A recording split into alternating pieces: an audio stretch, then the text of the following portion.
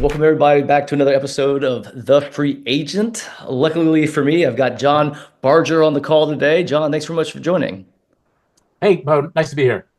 Yeah, so obviously I've been in the fractional space for 8+ years.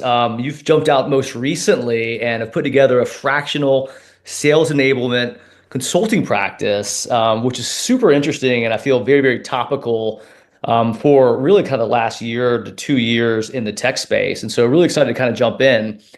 Prior to doing so, I want to kind of give you a quick bio. So you've been in, spent 2 decades in sales engineering and sales enablement, working with various size companies. Your current target size now is 500 employees or $100 million in revenue less, typically working directly with the CRO or sales revenue leader. And now you're out on your own, hanging a shingle, jumping out, and providing Yeah. enablement services yourself. Now, talk to me a little bit. What does sales enablement actually mean to you, and why is it so relevant today? Yeah, so sales enablement is about providing the tools necessary to the sellers to be able to effectively succeed and to provide the messaging regarding the product or solution, but also the sales methodology and to be able to execute on that sales methodology. And it's something that's very near and dear to my heart. It's something that is something I'm passionate about. And I Mhm. feel that if that you need to have that passion and to be able to deliver that information passionately to the seller so that they then believe what you're saying and then they take that message and drive it forward. Yeah, no, and I want to get started, jump into kind of how you got started in the space. But from an Yeah. enablement perspective, I mean, is that usually some third party or sales teams doing the enablement part themselves, or is it kind of like, bringing in a third party to do QA on software where you can't look at your own code because, it gets very myopic and you miss the gaps? Yeah. So lots of people do it different ways, and there are different right ways to do it. But the way I like to see it done is sales enablement owned by the sales team and to be handled, at least from a leadership perspective and from a drive perspective, internally by the sales organization. Some organizations have it run by marketing, and I love the marketing folks, and they know the messaging, but they usually focus on that positive side of the messaging. If you bring in a third party, third parties can really work on the sales methodology, maybe, but they Mhm. really can't get as deep on the product and the solution as you can from the internal. So I like to see this a sales team and even the small sales enablement group working with marketing, working with the product team to develop a holistic approach that includes messaging, the details of the product, and the sales methodology together and provide a unified approach. So super interesting about sales owning it, which I think goes back to the age-old argument about marketing and a lot of marketing departments not having a number, right? So if sales department has a number that they're working towards, they'd have a vested interest to make sure the messaging does resonate. They're checking the KPIs, et cetera. But that's really interesting, kind of the difference of making sure sales owns it over marketing, because I could see some big problems with marketing just throwing some thoughts out there without it maybe being basked in some deep research rather. Yeah. So a lot of times what you get from marketing is why we're the best at whatever it might be. Yeah. And the typical example I use is that in sales enablement content I create, I will never present one of those charts where our column is all green and there's greens and reds in the competitive columns, because there's going to be reds somewhere in a column about us from one of our competitors, and handing that to a seller, and having them walk into a customer and say, we're all green, we're the best. Yeah. And then having that customer prospect show them a red and surprise them will put that seller in a bad position of either being uninformed or, even worse, being perceived to intentionally mislead that prospect or customer. And either one of those could be the death of that deal and the relationship with that customer. That's really interesting, particularly while, a lot of companies are pushing kind of a consultative type of sales process. And with all the Right. noise in the market in general, I feel trust is paramount. And, it's hard to gain trust if it's all green lights, we're great, we're the perfect solution, versus, hey, here are our gaps, here's where we do well.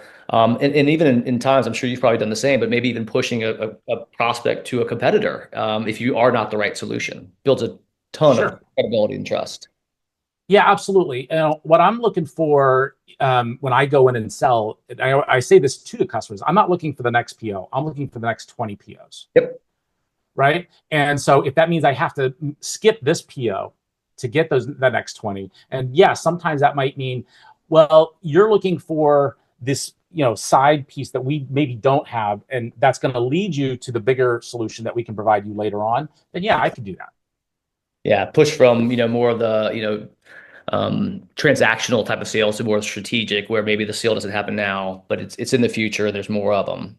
Great, 100%. great answer. So, how'd you get started in sales enablement? Because your career is pretty interesting to watch, where, Yeah. professional services, I'm sorry, sales engineering, leading big teams, and then moving into the enablement side. Like, how did that happen? Was it always kind of a passion project, or were you asked to lead enablement and ended up liking it? Like, talk to us a little bit, kind of the origin story in the background.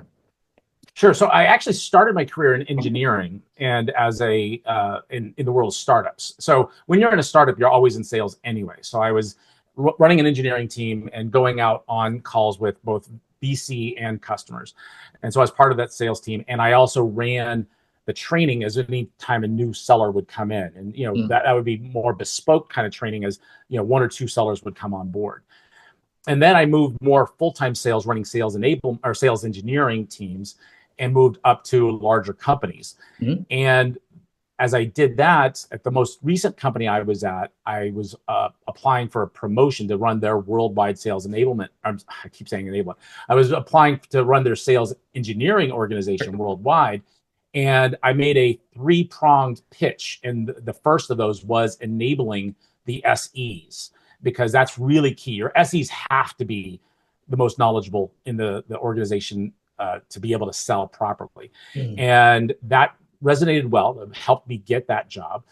And after about 3 years, the SE organization was running really well and really well enabled. The CRO and the CEO came to me and said, "This is great, but what about the rest of the sellers? Can you build an enablement organization for the entire sales team?" Sounded like a great challenge. I already had some experience. There was a bit of an enablement team that was, a bit leaderless at that point. So I took that team and built it up, grew it. And I honestly, without trying to toot my horn too much, I feel that it Good became a way. world-class sales enablement organization. And we had a lot of respect in the organization. We had we built a process that I called TREC, which was content that was timely, relevant, effective, compelling, and consistent. And that process really worked well for what we were selling, in that the content that people wanted, they were looking forward to. It wasn't another training video I have to watch. It was, okay, this new video is coming out, a new live stream's coming out, this is going to help me close more business. And the sellers were really interested in it. That's awesome. And I also love the focus on the sales engineering aspect, which I feel, in recent years, last 2 to 3 years, there's been a de-emphasis on sales engineering, which to me, I was one of the salespeople who wasn't the best salesperson, but I was smart enough to realize that the magic is with the sales engineer. And so if I can Yeah. broker a conversation between the two smart people in the room, then I'm one step closer to actually closing a deal. And I feel like somehow in the last 2 to 3 years, some of that's changed a little bit, right? I don't know if, and this is a bit of a kind of a tangent, but I don't know if you agree with my comments and observations, but it's been really interesting to watch, and I think it puts companies at a disadvantage. I agree. I agree. I've seen a trend where you're going to a one to many relationship, where you have one SE to maybe three or four or five AEs. And Mhm. I feel that that puts a lot of load on the SE. And it all depends on the solution, and how simple the solution is. If it's more of a SaaS approach that's not as technical, you might be able to get away with that. Maybe you have a slightly more technical direct seller. But if it is a true like technical solution, if you're talking like networking gear, like I used to sell, Mhm. the SE really is the linchpin in closing that deal. They need 100%. to understand exactly what's being sold. They need to design, and they need to be there during the implementation to make sure it goes smoothly. Again, so you can get the next PO and the next PO to make sure that that implementation goes right. Yeah, well, this may blow your mind that I worked for a company, I believe it was a 1 to 16 ratio in its professional services. one SE. Wow. Eventually, everybody burned out. It was insane. But Yeah. Yeah. getting back on track here, I would imagine most folks, such as myself, when you hear sales enablement, you do think that maybe this is a tool for larger companies. Smaller companies Yeah. maybe just don't have the budgets. Maybe they're not able to prioritize it. But why should an SMB care about sales enablement as a tool for their organization, even if they're quite small? So when I was at a startup, we were 16 people to start, and there was still a requirement for enablement in some form. Now the question is when do you actually build an enablement team? And the reality is you can get away with as few as two people, maybe two, three, four, five people, depending on your size. And again, I think that it's really important that they fall in the sales organization. Maybe really small, you can rely on marketing, but again, and to some degree product, but they're probably struggling as well if you're that small to be able to just get the message out and just get the product out the door. They may not be able to focus on the sales team as much as needed. Sales needs to own their destiny. Nobody else is going to own it for you. That being said, sales enablement is a village and it does require everybody's input. So those two people or three or four people in sales, they can act as coordinators to work with marketing and with product to get them to help build the content or even build the content. And then maybe the enablement team is the delivery mechanism or maybe the referee in the delivery mechanism. Almost like an interview process, kind of like you're doing here, where they ask the questions and they get the content out of the marketing team and deliver it to the sellers. But again, making sure that it's the right content and not just check, check, check, we're the best. Make sure that we go deeper, we get the technical content for the SEs, and then at the same time, we're delivering the sales messaging for the AEs and for the entire sales org. Then the question is how do you provide leadership for that, those two or three people and the strategic direction? You could do that with your CRO or your sales operations leader.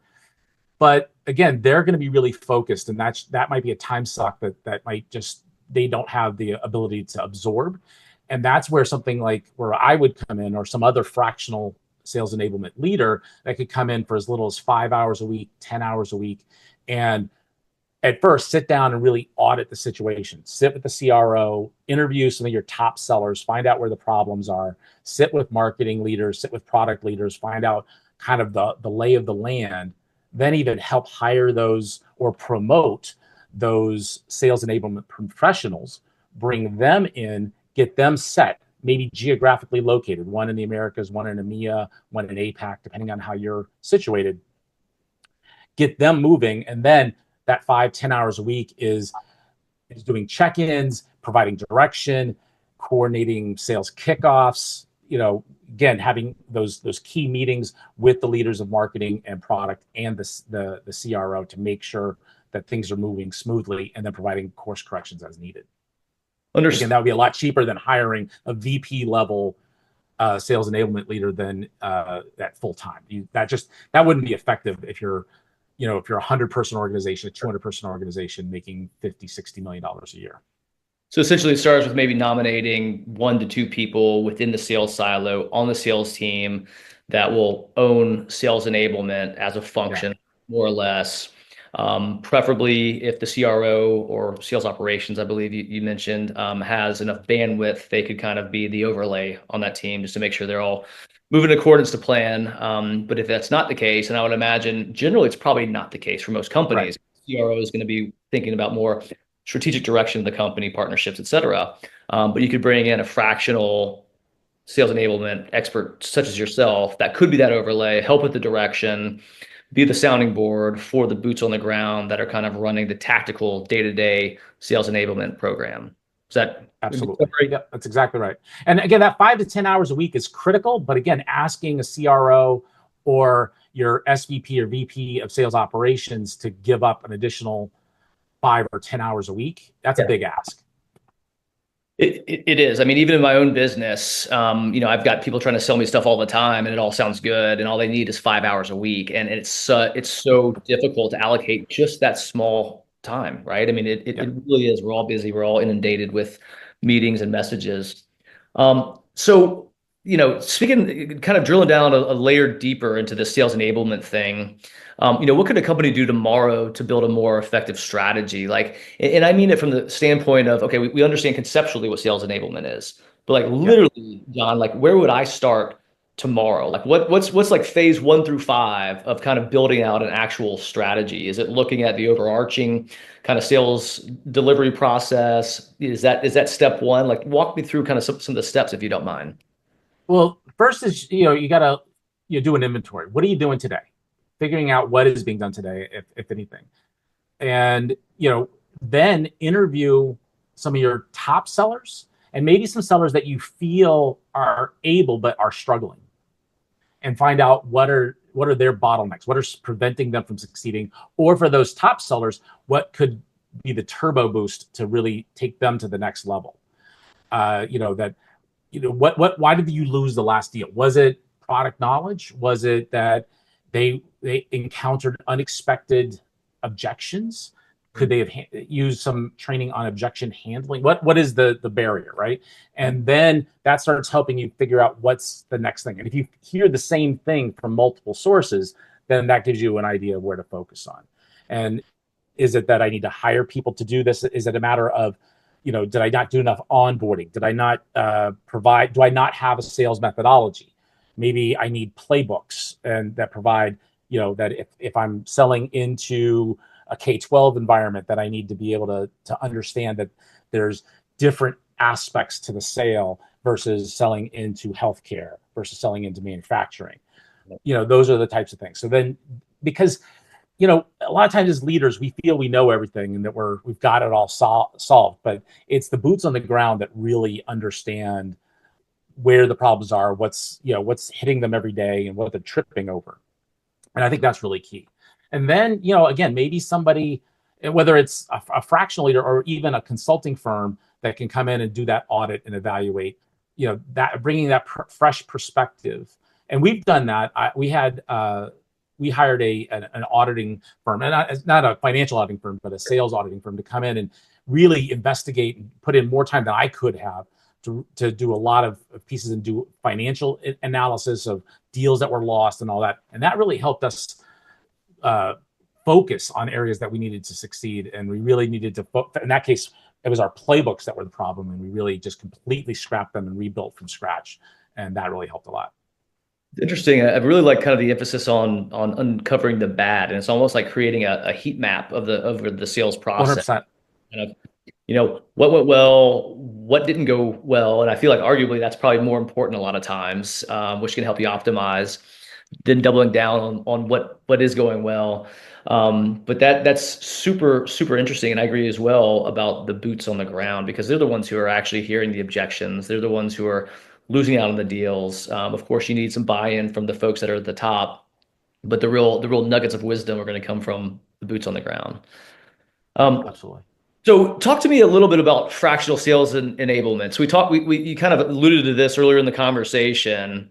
But what would somebody such as yourself come in and do from say maybe day one to day 90 to help a CRO that's a little overwhelmed and they see kind of maybe the closing ratio starting to tank with changing Yeah. and kind of the technology environment. Yeah. I mean, so the big part is first, let's turn on the lights. Let's go and let's look at what's going on. And I'll start at the top with the CRO. What's your frustration?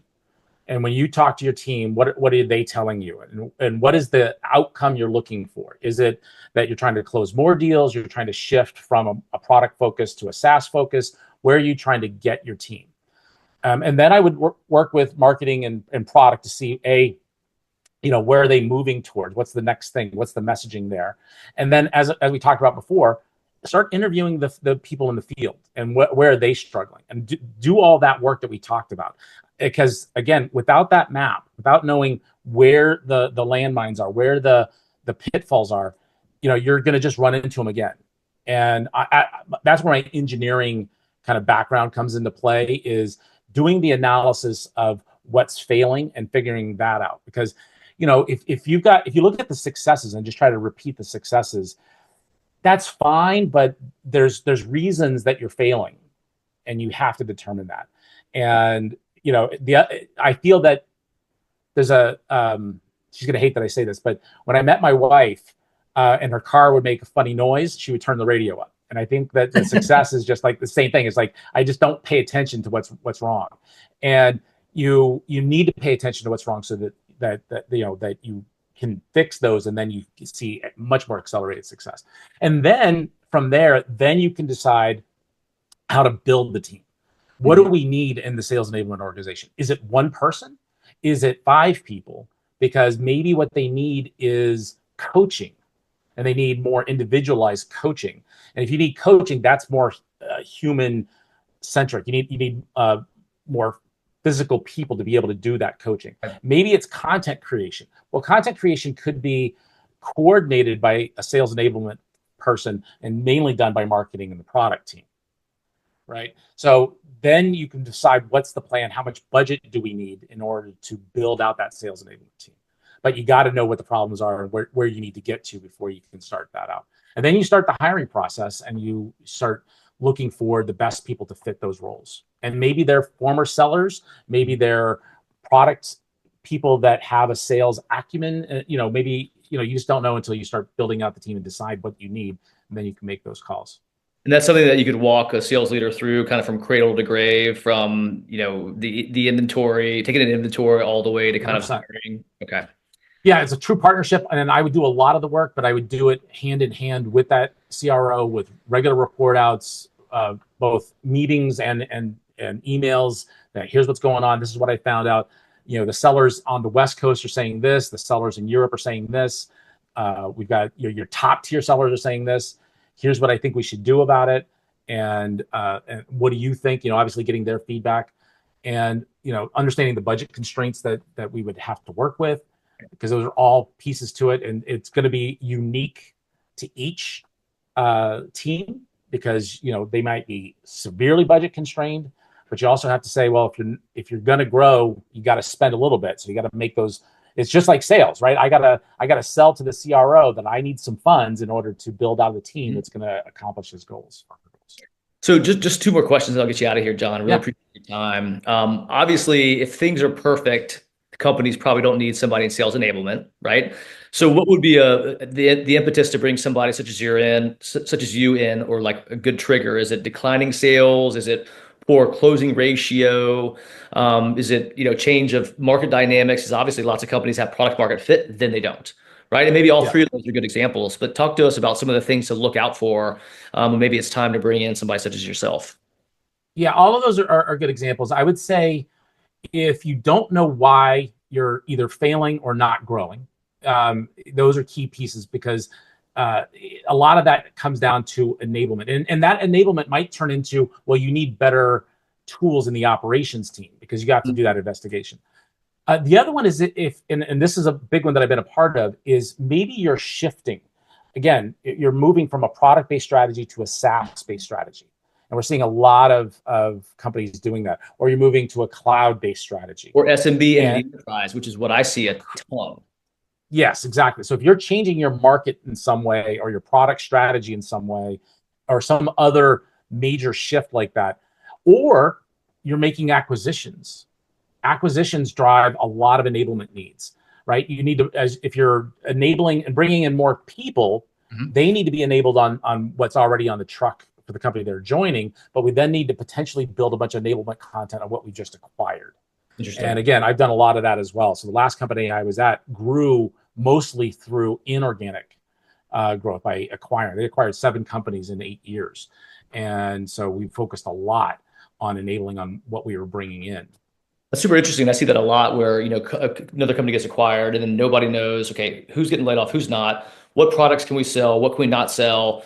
Like there is no cohesion between the kind of the new organizations. And I didn't think about that use case, just to be candid, but that's really compelling and interesting, particularly for the boots on the ground, because that's where most people just get kind of a bit nervous, and it's like, I'm out of here because I have zero information and I don't know what I can do. Or so they'll either leave, or they just keep selling what they know. And they might have acquired something that is similar to what they're already selling, but might be better for certain cases. and their customers might really benefit for it. So in the case of selling Wi-Fi, maybe there's Wi-Fi that's much better for open air environments versus cubicles and offices, Right. and so maybe bring in that and sell that in those stadiums or outdoor locations. But if And they're if you don't know about it, you don't know how to sell it, then that's you're not going to. Yeah, I was gonna say if the sales team is not enabled, then Right. you wouldn't know they can sell more things. But hey, John, really appreciate it. You've got a No problem. podcast, you've got a lot of things going on. So where can people I learn do. about your podcast and learn a little bit more about you? So if you go to spark-sales.com, Spark is with a C, SPARC-sales.com, you can find out all about what we do. You can also hit me up on LinkedIn. It's John Barger, Barger. And you can hit me up on X. Our podcast is more technically focused. My co-host and I, Lou Schmidt, we do it twice a week. On Fridays, we release a podcast on the tech news that impacts enterprise IT. And then we have a deep dive that we release every Wednesday. Right now, we're focusing on remote work and the challenges that the IT teams focus on supporting remote work. And that is the IT Sparkcast. Again, Spark with a C. And you can find us on YouTube or wherever you get your podcasts. We'll be sure to add Well, I links. really appreciate your time. Thank you for having me on. Yeah, absolutely. We'll be sure to add links to that. And John Barger, I butchered your name at the outset of the Okay. call, but John, really appreciate the time, man. Thank you. Thank you.